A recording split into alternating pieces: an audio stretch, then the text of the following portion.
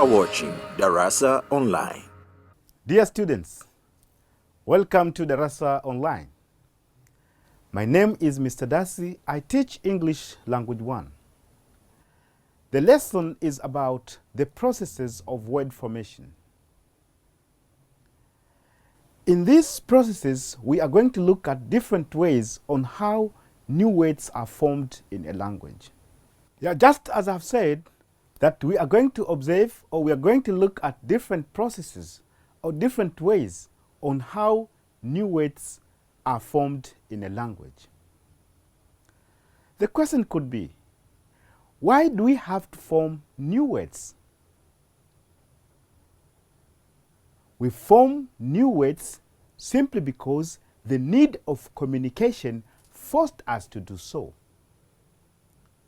And sometimes the physical reality, the experiences that we come across with, in one way or another, it is the one that make us to form these new words so that we can communicate whatever experiences that we come across.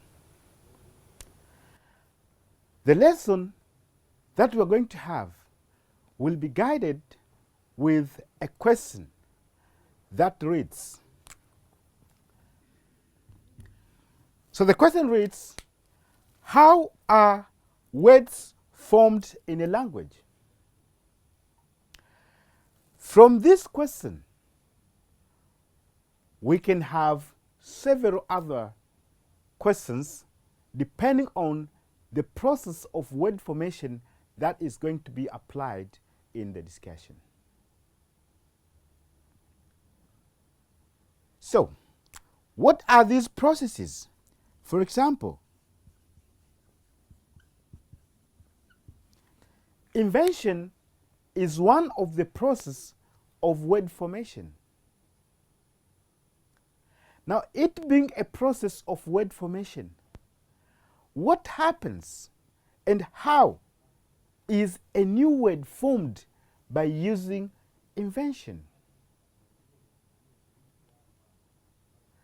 The invention has to do with a person coming across with a new thing. You discover something new, or you make something new which never had existed before.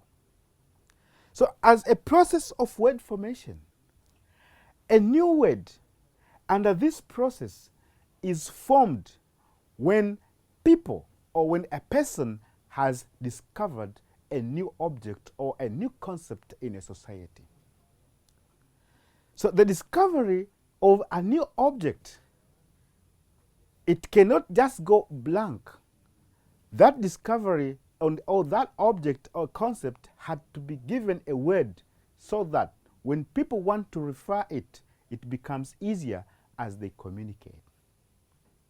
So a new word under this process is formed as a result of the discovery of the new object and or the new concept that had never existed before in that society. So that new object will be given a name, or there'll be a word that goes together with that new object or concept. And this discovery, it can be as a result of this science and technology, and when people are engaged in different activities as they're trying to simplify their living. Remember, an idea comes after the object being discovered. So this is what and how new words can be formed in a language through invention. But within the same process, people went further, saying that there are times you can have a new experience that you want to explain, but you have failed probably to come across with a new word that could match with that new experience. So people tend to use the existing word which are in the language. And what they do, they give an additional meaning to that concept. So in that case, you'll find one word having more than one meaning, and those meanings are in fact not related completely. For example, if I may give, you have the word pupil. A word pupil, in our normal understanding, this is a school-going child. We call it a pupil. But the word pupil has been given an additional meaning, and which is part of an eye. So when you look at part of an eye and a school-going child, those two meanings, they are completely not related, but they are referred by the same element. So when we have, or when you come across to such an extent, that is what we call semantic broadening. That the word has been broadened its meaning. And technically, they call it neologism. So neologism is the act of making a word having more than one meaning, and those meanings are in fact not related. So this invention, as we are discussing, you can have other people refer the same element as coining. And as for this new experience, I have mentioned what is called neologism. Neologism, as you explain, you might talk about it similar to the way you mentioned invention. But technically, this one has to do with the broadening of the meaning that a word is going to experience. That is how a new word is formed through invention. And this is something that cannot be inevitable, because all the days people are doing whatever they do to make their life simple. So as they are doing so, they are coming with a lot of new discoveries. You have another process called onomatopoeia. Onomatopoeia is a process that has to do with imitation, mimicking of sounds. As a process now, when we want to form new words, how does this apply? That a new word under this process is formed when a human being imitates the sounds or the cries that are made by the object, or the cries or the sounds that are made by an animal. So anything which is not human, that it produces a certain kind of a sound or a cry. But if a human being has such an ability to imitate that sound or that cry, and as a result, that cry that has been imitated is presented in form of a word, and as we keep on using it, and finally being it included in our vocabulary, then we say that word has been formed through onomatopoeia. For example, the word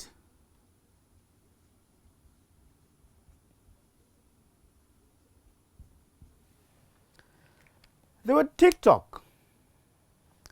This word TikTok, it is as a result of the sound which is produced by the arrow of a clock or of a watch as it goes like tick-tock, tick-tock. So a clock is sometimes been named as a tick-tock because of the sound it produces as the arrows move. That could be number one. Baby, again, look at the word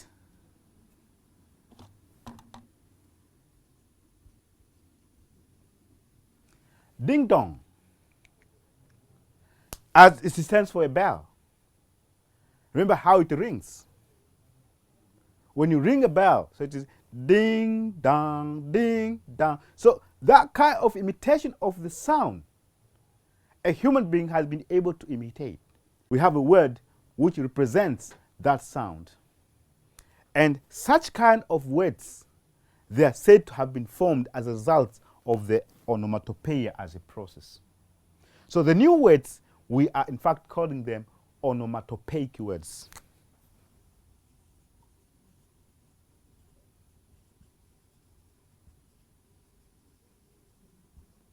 So these words, ding dong, tick tock, they are called, or they are referred as onomatopoeic words. Words that has been formed as a result of the imitation of the sounds and or cries that are produced by the object and or by an animal. Another process of word formation is clipping.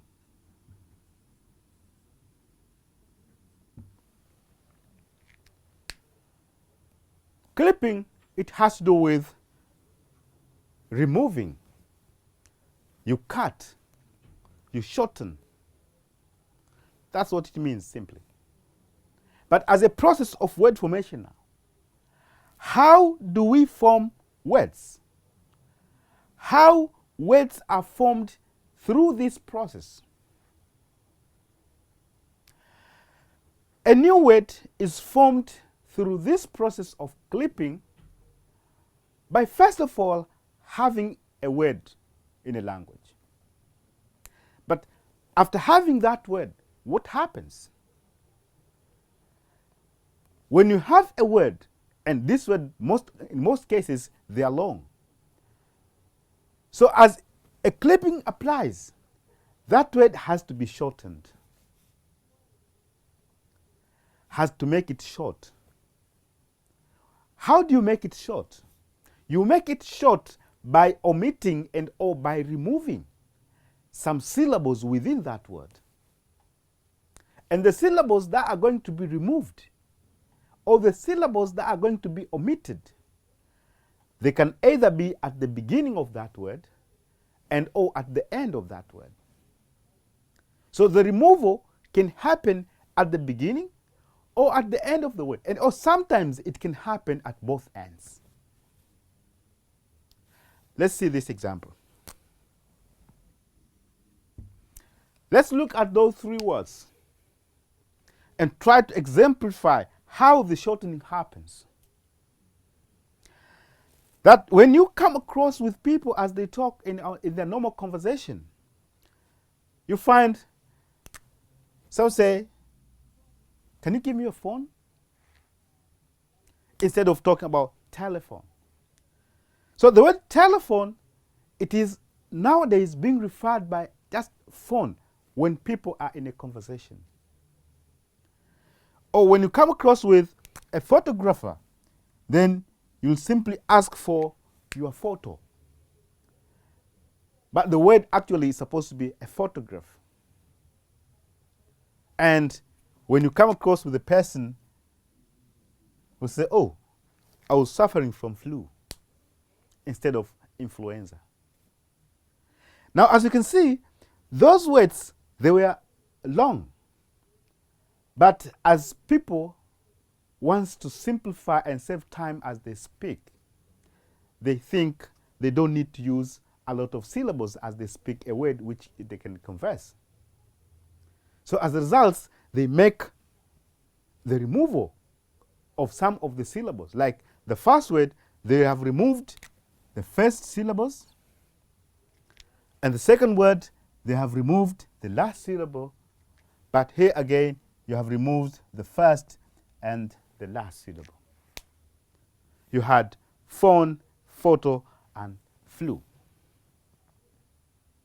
So photo, phone, and flu, they are words which have been formed as a result of a clipping process. We have a lot of words which are formed by this clipping, and which I know you also sometimes say, for example, "I'm going to the dorm," instead of talking about dormitory.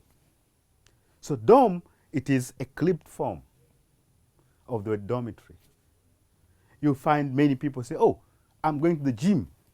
But actually they are supposed to say they're going to the gymnasium. So what we're trying to say here is these clipped words, they are informal vocabularies, that we are using them in our normal conversation.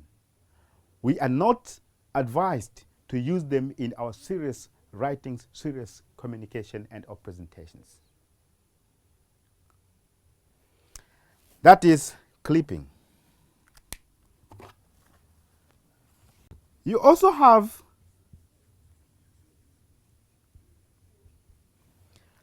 acronymy. Acronymy, it is just like the initial letters.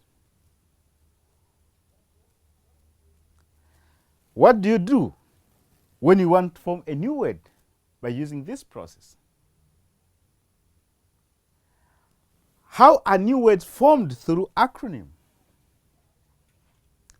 Here again, what happens that you have a lot of words and you don't want to speak all of them at once, but instead then you want to combine those words.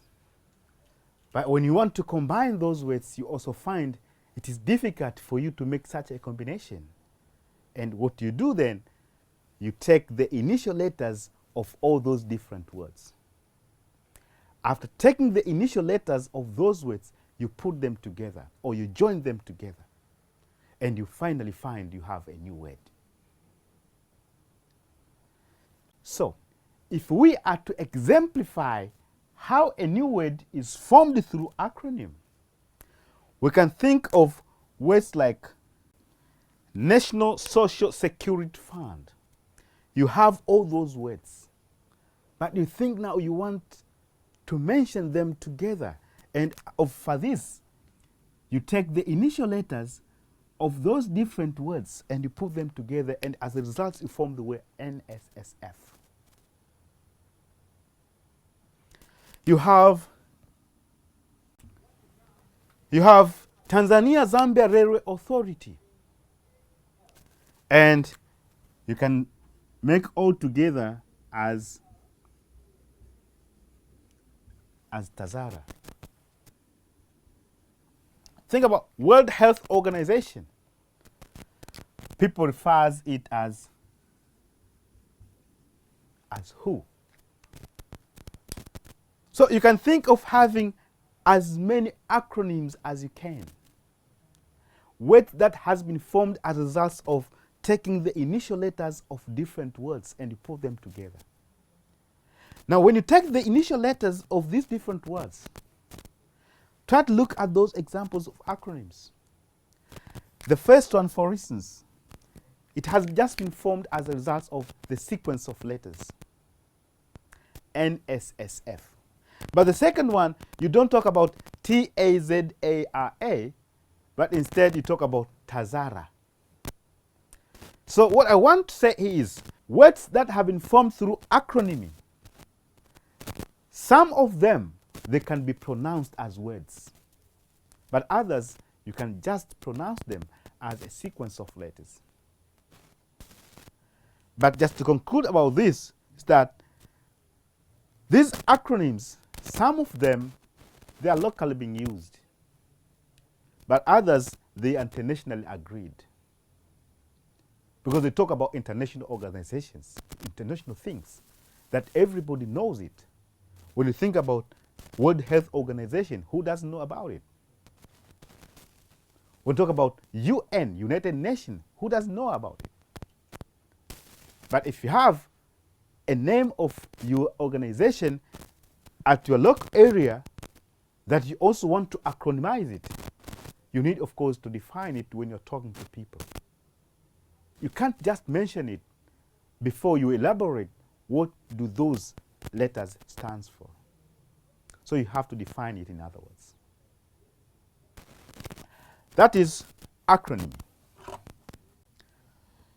You have another process called blending. Blending, it is when two things are put together. You blend them. Now, the question here comes, how are new words being formed by using this process? That a new word is formed when we take part of two different words and you join them together. Or part of a word and part of another word, and then you join them together to form a new word, which is called blending. For example, you have the word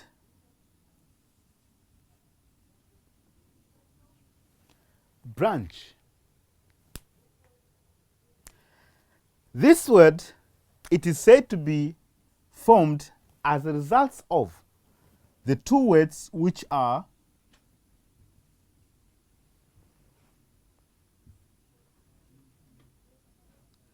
breakfast and lunch. Now, breakfast and lunch, these are different kinds of meals. This one is served very early in the morning, while this one is served at noon. But there are times people take a meal sometimes before noon and after morning. That type of a food is referred as brunch, which you have now taken part of the word breakfast and part of the word lunch. And when you join them together, you come up with the word brunch. Think of a word motel. This word is a result of the word motor and the word hotel. So part of the word motor is taken and being joined with part of another word which is hotel. And altogether, when you add them, you come up with the word motel. So motel is a new word that has been formed through blending process. What I can conclude from this is that the meaning of these two words, when they're separate, that this word motor has its meaning, while the word hotel has its own meaning. But when you talk about motel, then you find the meaning of the two words have been included in the meaning of the word motel. So the words that have been formed through blending, they are actually including the meaning of both words. The services that you expected to have under this part, and again the services that you expect to have under this part, you can get them all together under a place of motel.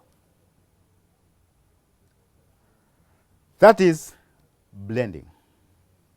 Part of two different words being joined together to form a new one. Something related to joining is compounding.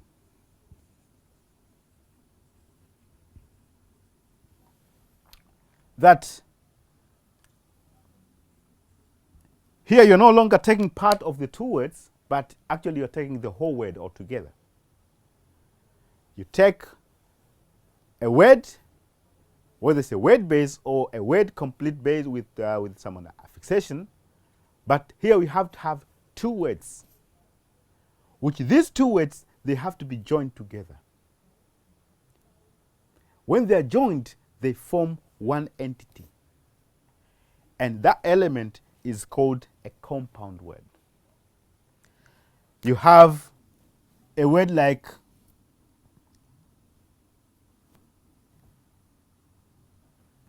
yes.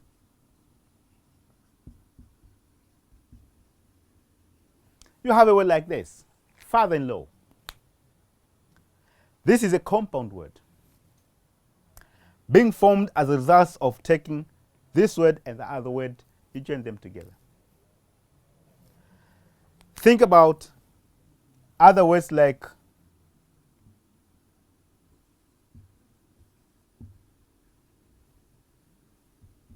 windmill. You have the word wind and the word mill. you join them together. So when you have two words being joined together and form a new word, that becomes an entry by itself in a dictionary. We call that, or we refer that as a compound one. And differently from blending, that we say the meaning of the two words are included in the new word, but here the answer is no. That the meaning of the two words, or they're not included in a compound word, but rather these compound words have been given the fixed meaning. We'll go into details of these compounds in the next lesson, because there are many more other things that we have to look at. But what we're interested now is try to see what are those processes that the society or that people use to form words in language. So this is one among them. The followed process is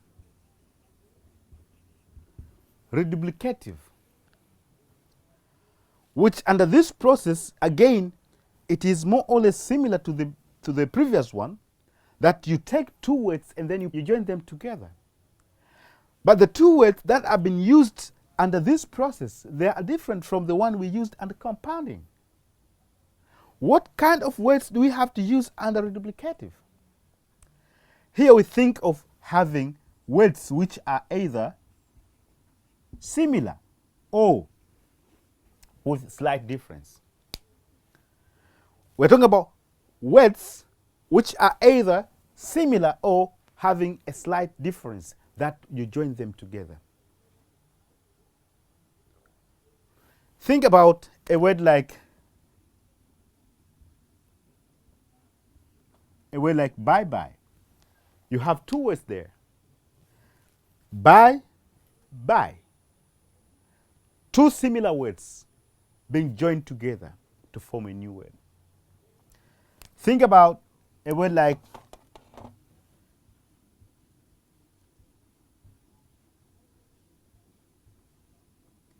goody goody. Again, two similar words. Or you talk about the same word have been repeated. But what if you think about a word like zigzag? A word like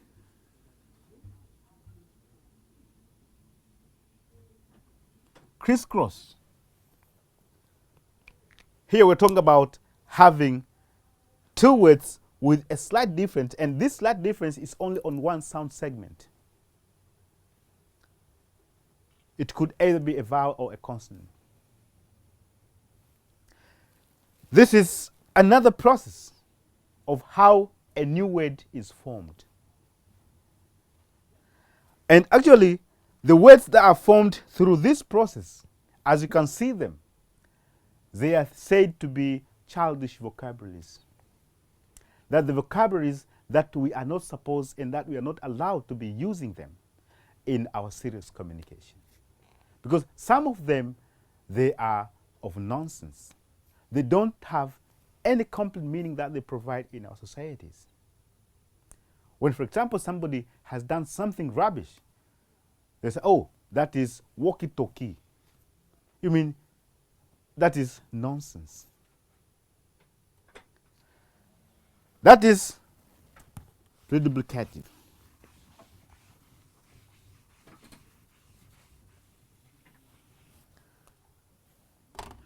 Apart from that, we have another process of word formation which is referred as affixation. Affixation has to do with having a word and you fix other elements. When you fix those other elements, what do? You attach them. That attachment can either be at the beginning or at the end. Think about a word like this. This is a word. And out of this, you can have the word unkind. You can have the word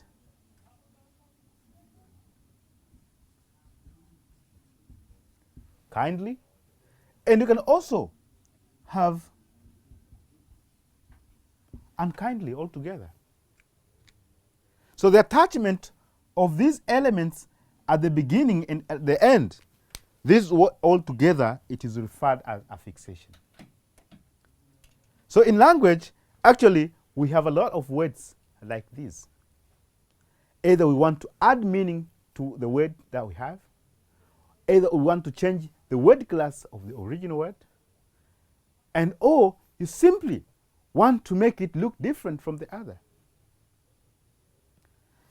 There are details of how the attachment can be done in a word, which I'm asking you to stay tuned because we are going to have this later in the coming lesson.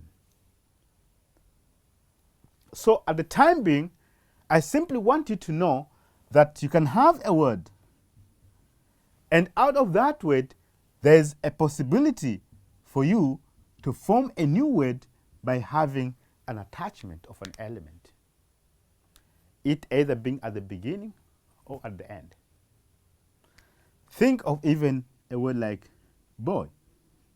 You can add that as element, boyhood, and many more other examples. As I said, we'll see it again in the next lesson because that's where we're going to have some details about this affixation as a process.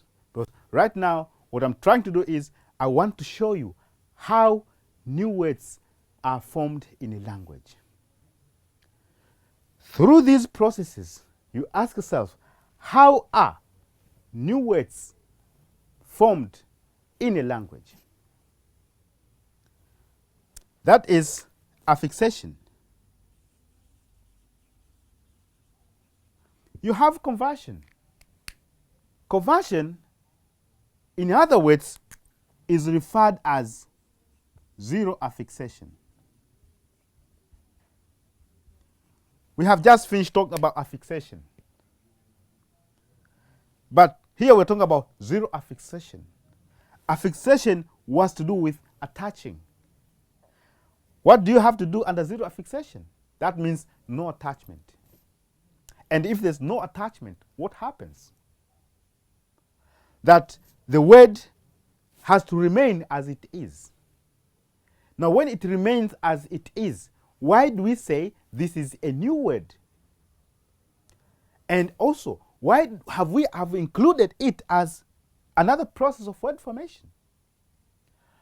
Actually, what happens is that the existing word is assigned into a new word class without the attachment of any affix. That you have the word, for instance, as export. And you maybe know that this word is a noun. But the same spelling, it could be a what? It could be a verb. What happens that this word formerly is a noun and now becomes a verb. So here find word, the same word has been assigned into a new word class without the attachment of any affix. Similarly to the word, for instance, subject, this one could be a noun, and the same thing can be a verb. This one can be a noun, the same thing can be a verb. Think about this one.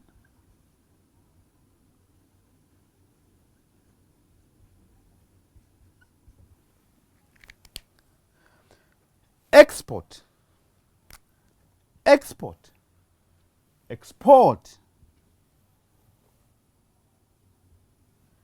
Subject, subject. Present, present. What have you noted? That export, I have emphasized the first syllable, and as you heard it being spoken louder. But on the second word, I have emphasized on the second syllable, port. So what happens is that the stress has shifted from the first position to the second position. When a stress shifts in some of the words, it makes that word change from one word class to another word class, and especially from noun to verbs. But not all words. There are some words like this where a stress doesn't shift. And how do you make this a noun and how do you make this as a verb? You say this is abuse. Abuse. And that is abuse. So the change of the final sound from s to z in some of the words, again, it makes a word shift from one word class to another word class. The same, like, for example, we talk about house, house, practice, practice, advice, advise, and such like. That is conversion. Another process of word formation, or another way of how words are formed in a language, it is through back formation.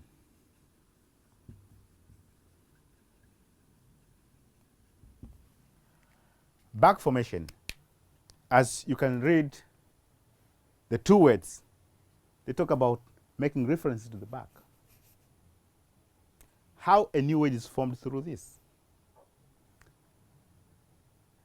It is believed that there are some words which are formed as a result of some existing word which they were believed to be there before.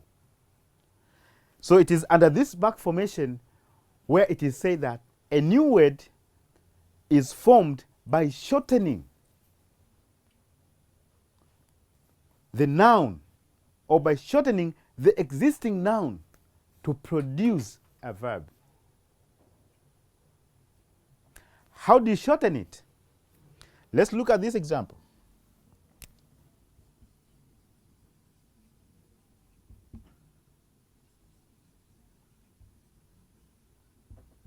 The two words emotion and television, they are said to be the new word being formed, or the word that were there previously.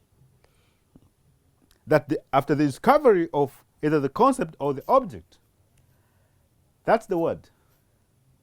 But out of this word, people thought that if this is a noun, that's like other nouns like education, and we were able to form the word educate, then why not possible for this word television to have the word televise?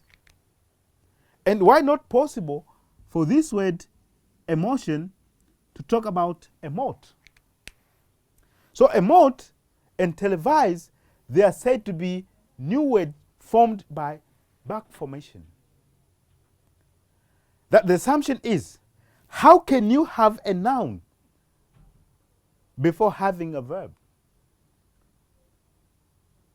And so it is like having a verb, and when you make an attachment of those other affixes, you form a noun, just like other words we saw in noun, like educate, education. But here we say emote and televise are examples of words that have been formed by removing, or you shorten the existing noun to produce a verb. That's another way on how words are formed in a language. Another process called symbolism. Shortly, symbolism has to do with forming, changing, and or creating a new form of a word, and especially from the existing word. What happens? Maybe you take the regular verbs and or the regular nouns, you exempt them. Think about the irregular nouns and the irregular verbs. How do you form the past tense of the irregular verb? How can you form the plural of an irregular noun. You find you don't make an addition of some certain element, but rather a word changes its form. For example, when you have a word like child, it becomes children.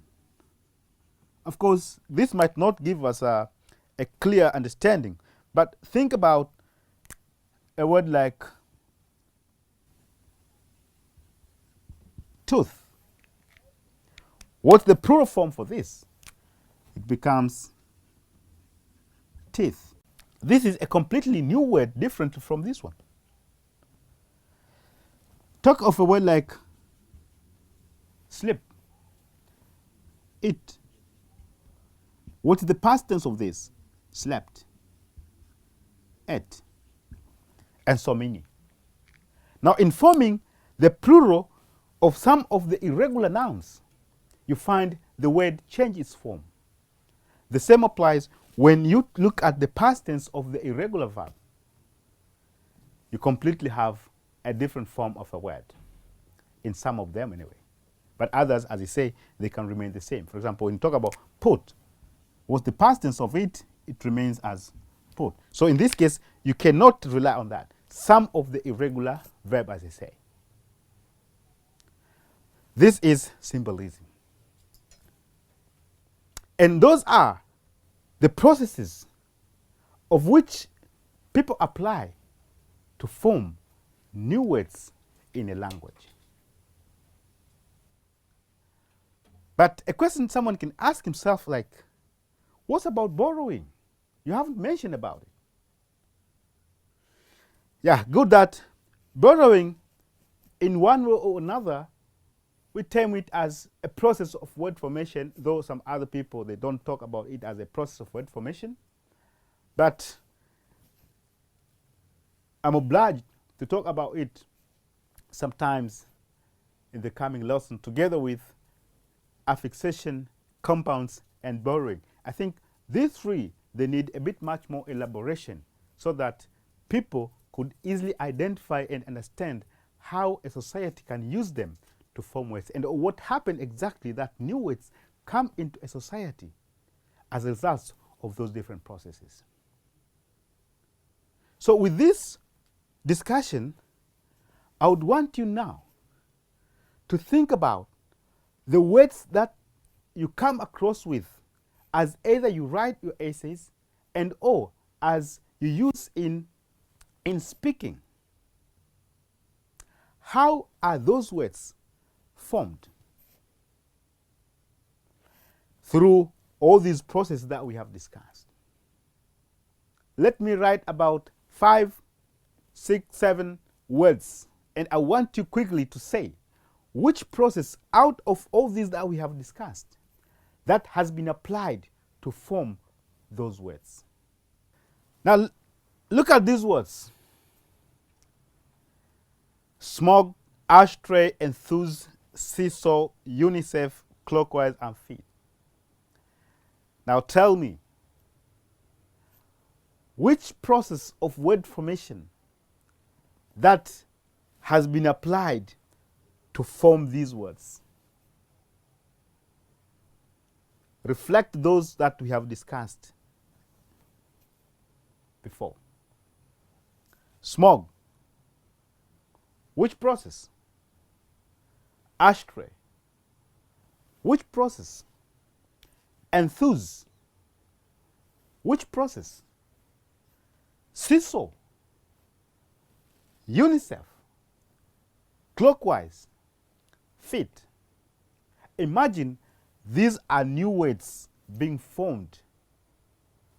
Which process of word formation that it has applied to form these words, and especially the one that we have seen all together in our lesson. Thank you very much, my dear students.